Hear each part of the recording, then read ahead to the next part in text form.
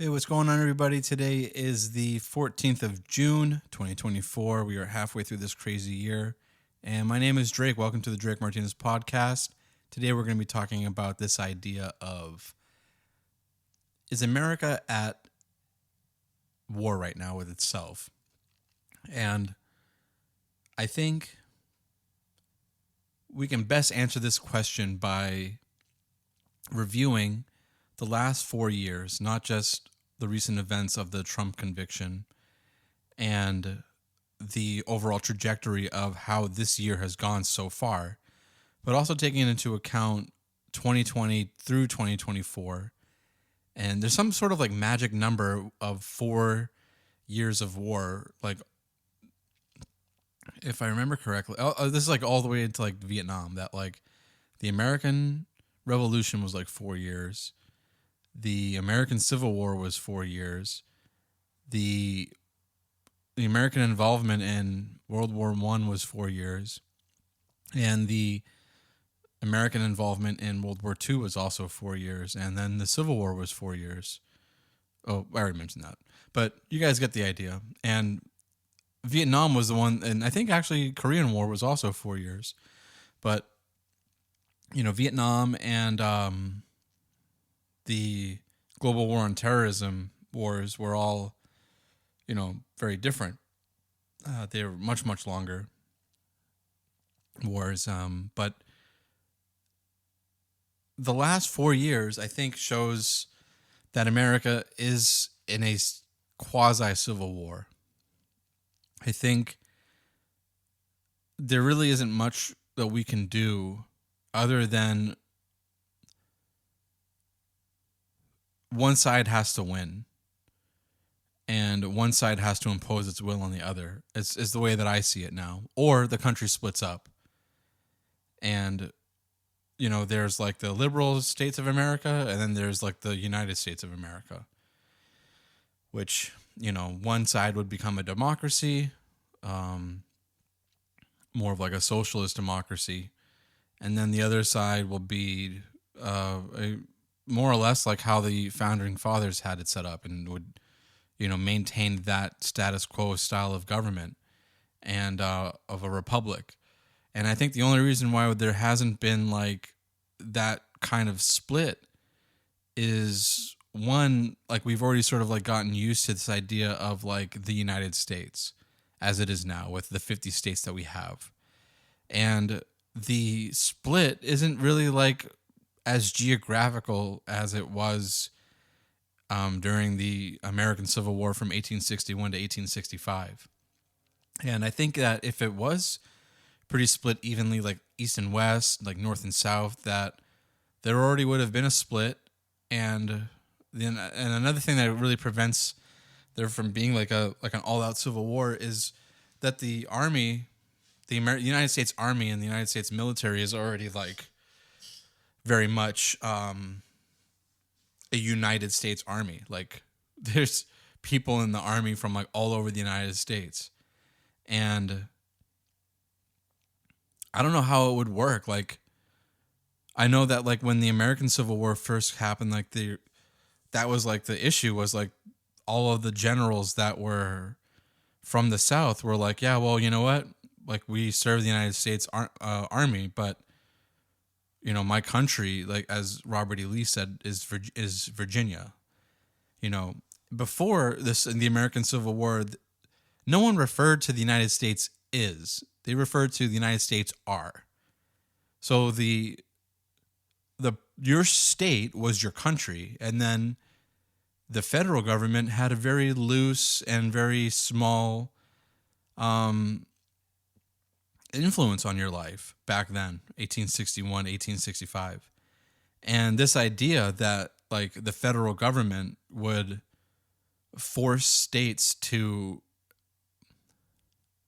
remain in the Union against their will and go to war with them was like something that if my history is correct, I don't think that like people really thought that would really be a thing, that they would really just like secede, that they would have their own country down in the Confederate States of America, and that would be it. And they were perfectly which is true. They were perfectly within their legal right to secede, just as Texas, willingly became part of the Union. Texas was its own country for like 2 years, and I think it was, and then they annexed into the United States after the Texans had won independence from Mexico. So this idea that each of these states had the sole authority to do as they please, is actually pretty constitutional from the 9th and 10th Amendments, especially when you look at those. And then they also have the right to secede. But I think that the prevailing thought at the time was that they weren't gonna that there wasn't gonna be a war. And then from the northern perspective, from what I remember, from the history books, is that the North didn't think that it would be a real war. That they, in other words, the North thought that their dominance in manufacturing, their dominance in economics would dominate the South, and it wouldn't be much of a war at all. That the South was still pretty much an agrarian society, that they weren't any match for the North. And of course, for the first, I think, 2 or 3 years of the American Civil War, that was totally false. That the Southern generals were much, much more adept at warfare and the tactics of that era, which is, this was like the first war that rifle cartridges were used. I think, like, if I remember correctly, that like they were used to forming up in like musket style formations. And then this was the first war where, that the rifles were just so accurate, and that's why there was such a high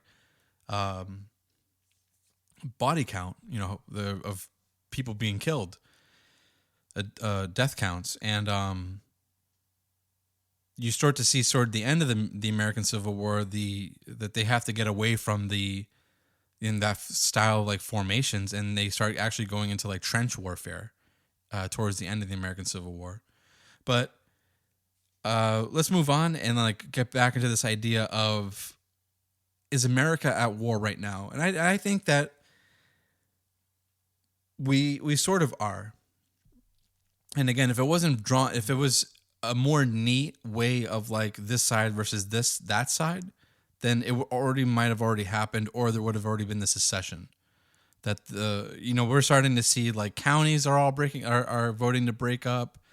That there's been already votes in California for separate states to be formed from within California.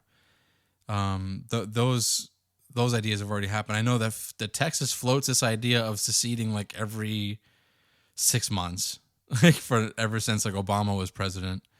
And I think that 2020 was the start of the American Civil War too. And I think that most of the country doesn't, especially now, after the recent events and the news from Arizona and from Georgia and Pennsylvania, that the 2020 election was most likely rigged. And I think most people don't think that, especially on that side, especially on the Republican side, the MAGA side, Make America Great Again, I think that side does not view that election as a legitimate election.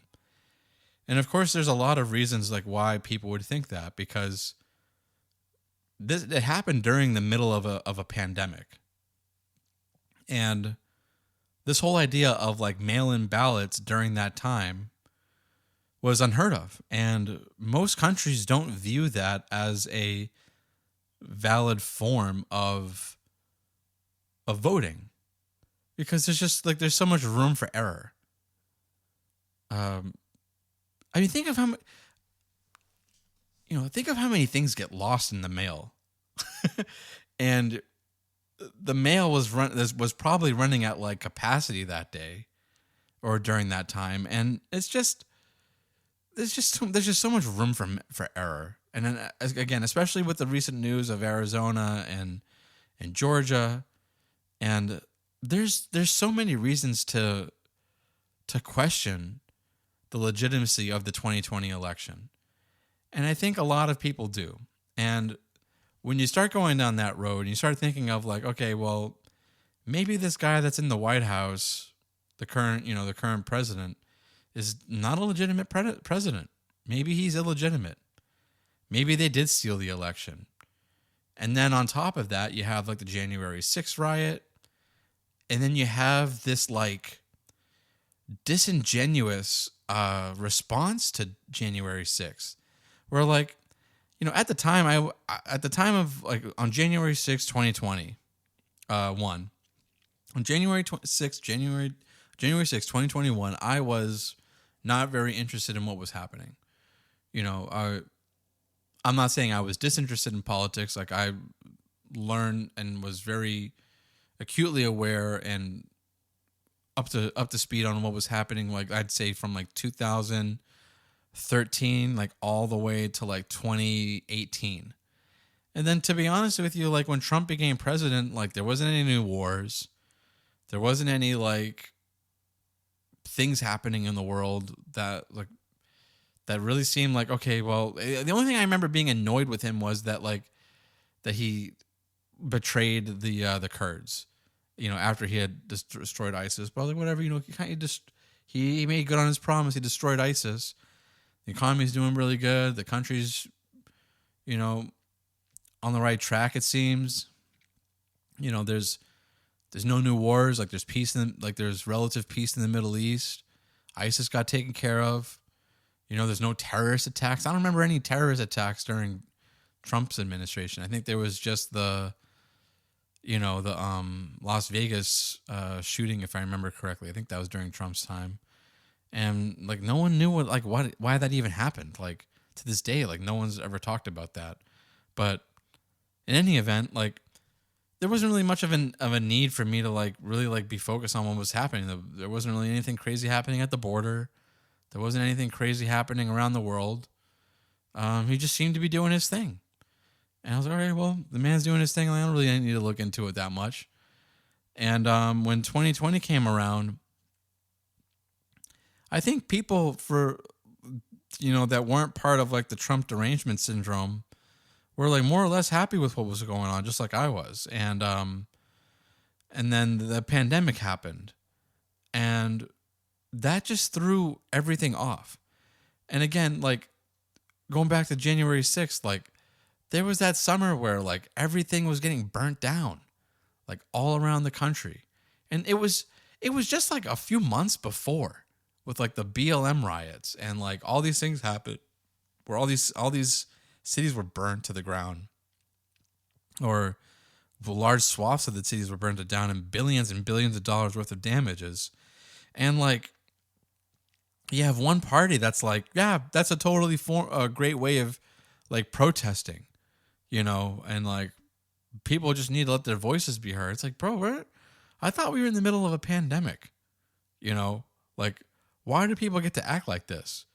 And then this totally disingenuous response to January 6th, like these people were like, like leading a mutiny. It's asinine. Like again, what does taking over the Capitol building have anything to do with taking over the government? They act like they can only run the government from that one building. Like who cares? All right, so what? They took over let's say they took over the Capitol building. And then they were like, "No, we're not leaving the Capitol building until Trump is reinstalled as the president. He's the rightful president." Okay, well, they're just going to take you out.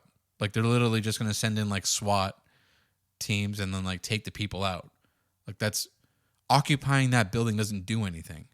The people there, I mean, there's so many anomalies. Like, especially when you see the footage of, like, the police just, like, escorting the people around and, like, showing them, like, the chambers of Congress and at the Capitol. It's asinine to think that, like, okay, these people took over this building. They're protesting. They're at the building. They've occupied it. And now we're going to throw some of these people into jail for 15 years for occupying the Capitol building. Like, it doesn't make any sense. And then to harp on it for 4 years is utterly insane. Like, it happened 4 years ago. It wasn't that many people. It didn't take that long. No one died, but they act like it was like the Reichstag fire. It's insane. And it just shows they're willing to, this other side is willing to use whatever. And however disingenuous, however common sense would just prevail and be like, yeah, bro, it wasn't that big of a deal. Also, you guys were acting like total tyrants during that time, and everyone was forced to mask up, even though the leaders weren't doing it. And then everything about it was stupid. You could go to a restaurant, wear a mask, go to sit down to eat, and then take off your mask. Or in the beginning, they were like, you don't need a mask. A mask is not effective. And then they're like, okay, yeah, you need a mask, actually. It's mandatory. And then this dude, Fauci, is just actually, it was just kind of a made-up guideline, that you had to wear the mask. Bro, you guys put the mask on little kids. I hope you realize, you put the mask on, on little kids. And shut the school down for 2 years. Shut school down for 2 years. And I think people have had enough of being told what to do by this class of people. And this class of people are just they're the worst. You have to be a special case of tyrant to force these mandates on people, not do it yourself, be caught, and just be yeah, well, it didn't happen.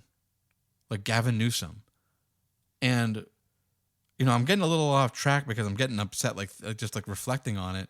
But 2020 was the worst, the least scary thing that happened that year was, granted this is 2021, was the January 6th riot. Of all the BLM riots, the country being shut down for 2 years, all the schools being shut down, just the out of nowhere response of just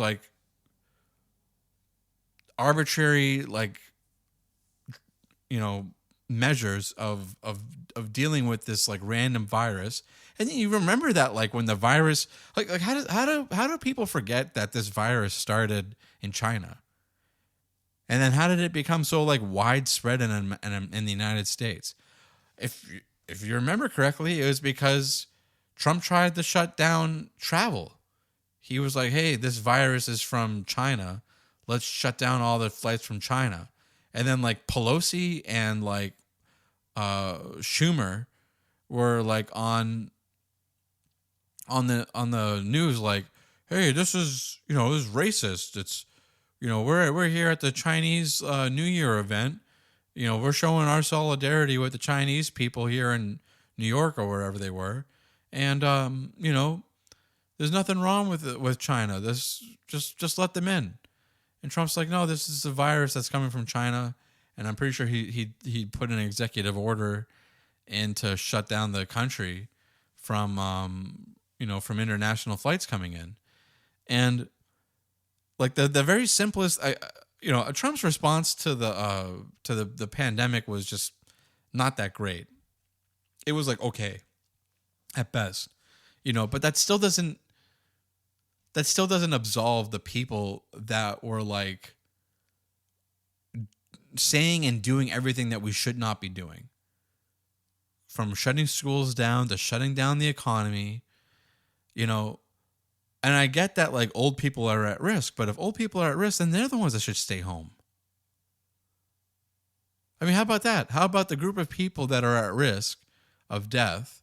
And this is the whole thing could have been avoided if oh, well, there's a pandemic, there's a dangerous virus coming from China. Let's shut down all traffic from China.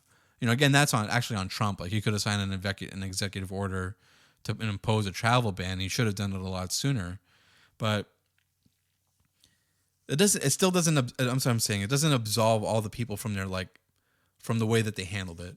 So again, reflecting back on 2020, you have all these draconian, tyrannical measures taken on by the left, and people. I remember people were talking about like, hey, they're going to use this to like swing the election in their favor in for the presidential election.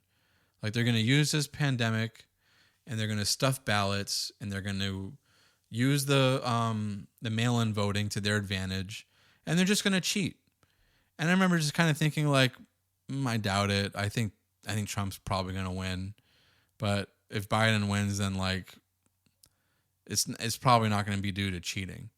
But it most likely was. Especially, again, I don't have time to like go into like all the new reporting that have been happening in the Georgia case and in Arizona, and I think Pennsylvania too, but for sure in Arizona and in Georgia, and it pretty much just proves that the elections were not run. They were not run fairly and should have been certified in those two states at least. And there's probably more. And then in the deep blue states, they probably, because I live in California. Granted, I live in San Diego. San Diego is a much more red area than like if you go to Los Angeles, or I've never been to San Francisco, but I'm assuming also like San Francisco.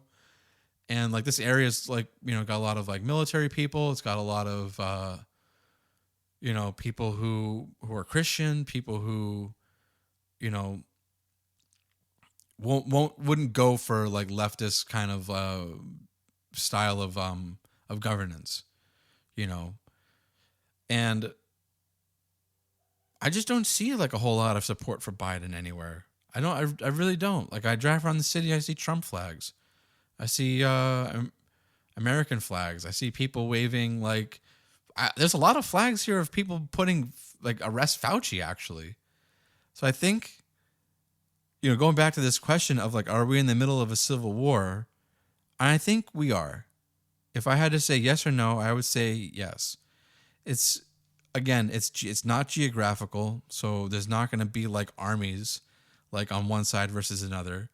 It's ideological, but it's not ideological in the sense that like, how it was like for Republicans and Democrats in the 90s, where like it wasn't the end of the world if like if a Democrat got elected. Like, if you go back to the 1950s, I mean, like, what's the difference between like Harry Truman and Eisenhower, right? I'm pretty sure Eisenhower took over after Truman, and Truman took over after FDR, and then Eisenhower took over after Truman. And there's not that much difference in their leadership styles. Like, it's just that Eisenhower was like way more aggressive against the Soviet Union, and he was actually really excellent in developing the interstate highway system.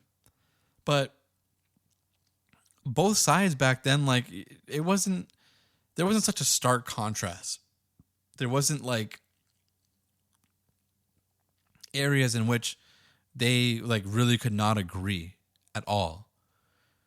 And I'm sure that like if you can go back then and listen to the differences in like their rhetoric, like it wasn't divisive. It wasn't like, oh, these people, are insurrectionists and these people are, communist scum. And, I think those things start like popping up a little bit during the 1960s with like the McCarthy era. But again, you go into the 70s, you go into the 80s, you go into the 90s, and even into the 2000s. Bush was the first president that brought about this animosity in the leadership class. And it got exacerbated during Obama's years, and then Trump was a direct response to those 16 years of governance of those two administrations combined, and that's that's where we are at now, because people were like, well, I like this. A lot of people were like, I like this. I like that this guy, is not a Republican, not a Democrat. He's a businessman, and he's in the White House, and he's doing his thing. And then 2020 comes around, and it's just like outlier after outlier after outlier, and just people just getting shut down, people getting silenced, people getting censored. Just the most un-American crap has happened ever since then. And people are just like, there's only so much that you can just push people around before it gets to a point where you can't coexist anymore. And and again, I'm not saying like it's a violent civil war, but it's a civil war of ideas. I don't think it will ever amount to a violent civil war. I think that there will just be a breakup, or one side will win the government and impose its will and pretty much outlaw the other side. I know that like the Democrat side will do that through propaganda and just like gaslighting people and just like forever silencing that group. And then like if they ever were to like stand up to it and like try to run the government in like a parallel way, or like trying to take over the states, like I think that they already brought in too many illegals, and they'll just continue to do it if they have their person in charge of like the executive branch for too long or for much longer. And the demographics will change, and it'll change the electoral college votes. It'll make it so that a Democratic president will always be president, and a Republican doesn't stand a chance of, or anybody else rather. And then it'll become like a one-party system, and at that point, whatever conservative elements are left are going to end up splitting and forming their own states, and want to secede, and then we'll see what happens there. But I think that the civil war of ideas, of incompatible ideas, just like how it was with like free states and slave states, was the beginning. Was those were the incompatible ideas, right? And they just kept kicking the can down the road in terms of like, so if you go back into like the history of like things like the Missouri Compromise, right? So as a new state popped up or became accepted into the Union, let's say if it was like, oh, well, we want to be a slave state. Well, a free state would have to balance it so that there was always this like balance between like the voting of like a free state and a slave state. That way that they couldn't impose their will one way or the other. And the next party that has a monopoly of control in the executive branch, the Senate, and the House, the next party that achieves that, I think, will be the remaining party. I think Republicans are very inept at wielding power, but I think the recent Trump conviction proved to them that they can't be like that anymore. That the Democrats will literally try to throw them in jail. I mean, they've done it to Dinesh D'Souza. They've done it to Steve Bannon. They've done it to Paul Manafort. Now they're trying to do it to Trump, the former president. And again, if they're able to get that monopoly of power next, then serious changes are going to come into play, because the Republicans pretty much like have that dominance in the Supreme Court. And if they can maintain that as well, then they will use that power to change the country in order for in order to make it harder for Democrats to do the things that they've been doing for the last 4 years, whether that be like a mandated voter ID, actual changes to like the border security, changes for terms in Congress. I mean, they could even try to do that thing that like Warren Buffett said, which was like, if they run a deficit, then Congress gets removed from office. There's so many things that they can do, and I think likely will do if Trump becomes president, and then they have a majority in the Senate and the House. If Democrats are the next ones to get that majority in the House, the Senate, and then also the presidency, I think that they'll end up becoming like a CCP style, like Soviet one-party system, like how it is in California and New York and Massachusetts. And then that'll be it. States like Florida might secede. They might grab like Georgia, Alabama, like pretty much like that whole southeast strip, all the way to Texas, maybe as far up to like Kentucky, like pretty much like the old South. And that'll be it. That'll be like, but I don't know if that were to happen, if that were to happen, if those states were to secede again, and they're like, no, we want to be the United States of America, or like they changed the name to like,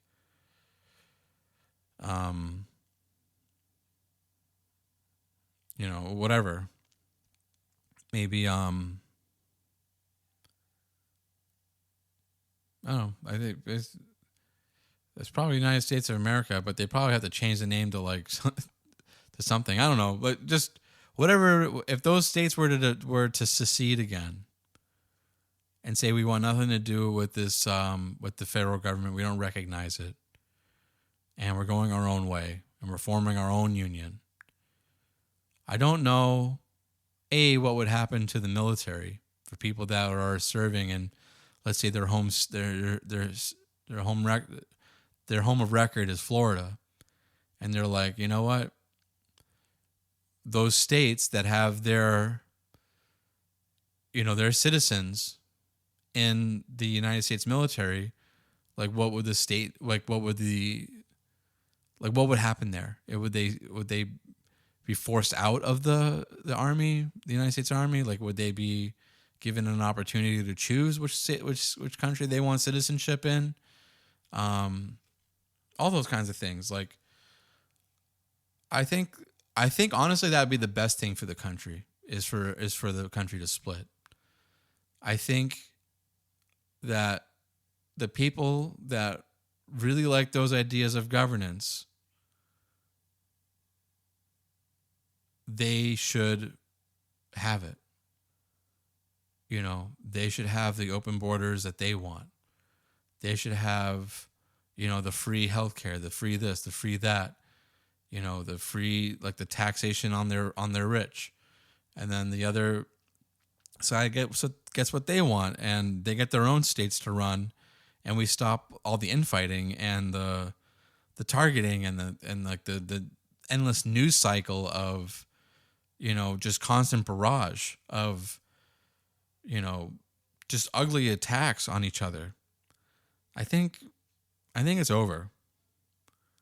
I really do. I think that Barack Obama's presidency built the coffin. I think Trump's presidency got it in the ground, and the 2020 election plus COVID got the body in there, and then this conviction of Trump in New York nailed it shut. And I think it's just a matter of time now before, again, I don't think it's going to be a physical conflict. I don't think the country has a stomach for that. I think that the I think that the others that like I think the other part about it is like the two sides like just don't like each other at all. Why would they want to share a country with each other? If there's a scenario in which maybe 4, 8, 12 years from now where the southern states from Florida up to Kentucky all the way down to Texas decide to secede, you know, I saw someone on Twitter put like that would be the country, that would be like the United States, and then like everything north of that, all and then like New Mexico to California would end up joining Canada, and I think that that makes sense actually. I think that those states have more in common with Canada and how Canada runs than the southern states from Florida up to like Kentucky, west to like Texas, than those states. And that those states would, once they achieve, or if they were ever to do that and achieve, sovereignty and then develop their own country, then, they would seal the border with Mexico or their border. And, I think that they would thrive. And I would definitely rather be in that state than the liberal side. But I think, those sides don't like each other. Like they're just like, well, whatever, God, bye. I don't want anything to do with you ever again. You have your own country. We want nothing to do with you guys. As a matter of fact, I don't think they would even trade with each other. I think that is how ugly the animosity is between these two political factions. And I know people don't see that like in the day to day, or maybe they do, but you might not see that in the day to day. But as far as like the political leadership class, they have that much, I think, animosity towards each other. I think there's a lot of people that play the middle ground, and there's a lot of people that like, are just there to like enrich themselves, and they're just like, well, whatever way the wind blows, I'm gonna go. But like the true believers on either side, they hate each other's guts. They think of each other as enemies, and that in itself is a civil war. It's just a political civil war. It's not going to be fought with violence, I don't think, ever, because again, the country doesn't have the stomach for it. The sides hate each other that much, and it's not over something like a one issue thing. It's over many different issues that these two sides will never see eye to eye on, and any kind of imposition from one side to the other is viewed probably accurately as tyranny. So what are you supposed to do with a system like that? I think in the future, secession is the only way that it's ever going to get properly resolved. And, the other day I was watching American Psycho, and that like yuppie class that is depicted in American Psycho, where they're just like going to all they ever do is like eat dinner at these fancy restaurants and talk trash about each other, and like they have like no like substantive meaning to their lives because like they don't value family. Like their friends aren't even really friends. Like Patrick Bateman's friends like are always calling him the wrong name. And then like they're always just like checking in on each other to see like who's sitting with whom and like who's working with whom and who takes whom out for dinner, and like they're all like sleeping with each other and having affairs with each other, and there's no substantive community. And it hit me that like that is the actual political class that's leading this country.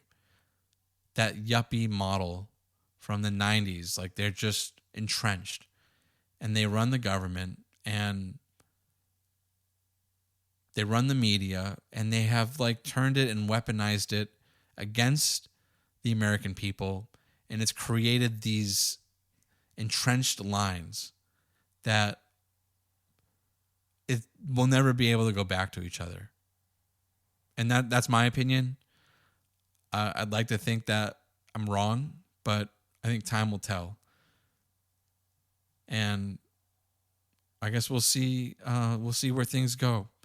this election is going to be crazy, and I don't see how, if Biden wins, that the right will recognize him. And then if Trump wins, I don't see how the left will recognize him. I really don't. But we'll see. We'll see what happens. Again, I'm not saying that we are or ever will be in a civil war where there's violence being fought. I don't think it'll ever come to that. I just really do. I think it's a political one. It's a political, ideological difference that cannot be reconciled and most likely will never be reconciled. And the moment that I saw that on Twitter, well, X now, that map of those states ideologically have a lot in common. And then the northern and now U.S. states, all the way out to California, have much more in common with Canada. And that division makes a lot more sense than the one that we currently have. All right, with that, I'm going to be signing out, and I'll see you guys next week. And thank you guys for tuning in. Please like, subscribe, and give us a rating, or give me a rating rather, on the on Apple, Spotify, wherever you find this podcast. Thank you guys so much for tuning in, and we'll see you next time.